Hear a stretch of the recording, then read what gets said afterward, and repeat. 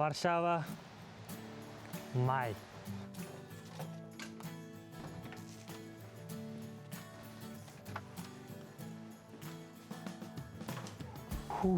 Yaxshi, tinib qolibdi. Hozir faqat yomg'ir yog'yapti, to'lmas.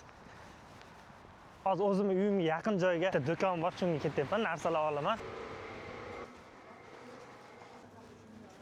Ichgani suv olishim kerak, suv qolmagan. Suv olganda ham ko'l emas, oddiy suv. Mana. Polshadagi eng mashhur suvlardan biri Żwej Zdroy degan suv. Narxi uncha qimmat emas, 360 zlot ekan. Lekin birinchi kelgan paytlarim Polshaga shular 1 zlot yoki 1,5 zlot atrofida edi. Hozir 2 barobar pashti oshib ketgan narxlari. Ukraina Rossiya urushi Polshaga juda ham katta ta'sir ko'rsatdi. Inflyatsiyalari, narxlari oshib ketdi urush boshlangandan keyin. Lekin Polshaga ko'proq ta'sir qildi, chunki Ukrainada urushdan qochganlar taxminan 2 milliondan ortiq inson Polshaga kelgan.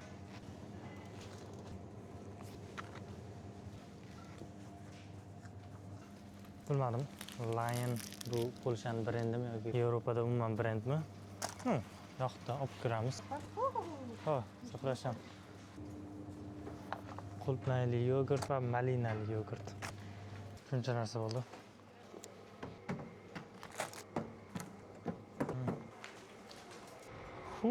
Quyosh qaranglar. 2 minut oldin ko'rgandinglar, qanchalik yomg'ir yog'ayotgan edi, do'l yog'ayotgan edi. Do'konga kirib chiqqunimcha endi quyosh chiqib yotibdi. Bu ob-havo ishonib bo'lmaydi. Ko'pchilik biladi, o'zbek auditoriyasida kunini yoritib boradigan blogerlar deyilmaydi, vlogerlar kam. Va bu soha qandaydir o'likka ham o'xshaydi, hali eskilikka o'xshaydi, lekin men shuni O'zbekiston auditoriyasiga olib kelmoqchiman. Albatta, oddiy vlog emas, har xil joylarga boraman. Misol uchun tog'largami yoki o'rmonlarga, shunga o'xshagan qiziqarli joylar, sayohatlar bo'ladi. Bu kanalimda ko'pincha sayohatlarim, o'zimning hayotimda bo'layotgan voqealar bilan ulashib boraman. Va o'ylaymanki, bu sizlarga yoqadi. O'zimni ham yoshligidan kuzatadigan, juda ham sevib kuzatadigan YouTube vlogerlarim bor. Ya'niki Kezi Neistat, o'zbek auditoriyasining ichidan Shahid Olimov, shunga o'xshagan o'zini hayotini yoritib boradigan vlogerlar juda ham yoqadi.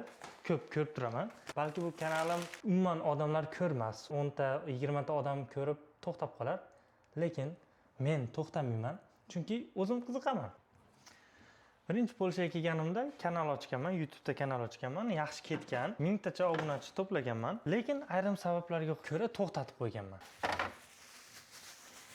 Endi esa sizlar bilan olgan narsalarimizni tatib baho berib ko'ramiz.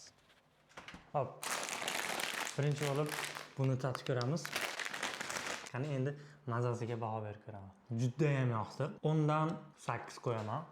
Boshqalar teshib qo'yamiz. Bunga 10 dan 6 qo'yaman, 8 qo'yaman. Xo'p do'stlar, e'tibor uchun rahmat. Obuna bo'lib qo'yinglar. Obunachilarsiz qanday bu kana ko'tariladi? Ko'zim qaranglar, chiqib ketdi. Maza chaqib oldi.